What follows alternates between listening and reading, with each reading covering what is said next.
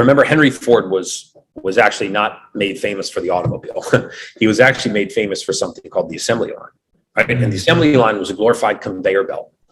And he would put hundreds of people in a long line, standing about 6 feet apart, and he would put a part on one end of the conveyor belt, and it would move. And every 6 feet, somebody else would tinker with the part, and then it would go to the next guy, and he would tinker with it, and it would go to the next guy. So that by the time it reached the end of the conveyor belt, it was a fully assembled part. Well, the human intestinal tract is no different. It's a giant conveyor belt. It's 30 feet long. At one end, you have the stomach. At the other end, you have the rectum.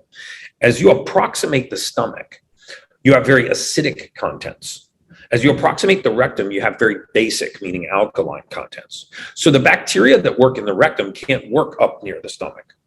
It's just like if I took the guy from the end of the assembly line and put him first in the assembly line, he'd have no idea what to do. So what if Henry Ford walked into his factory one day and doubled the speed of the conveyor belt? What would happen is you would start to shift the job from one person very quickly to the next. And the guy to my right is not trained to do my job. And I'm not trained to do the job of the guy to my left. But if you put her job in front of me, I'm going to understand what to do. Bacteria in the gut are no different.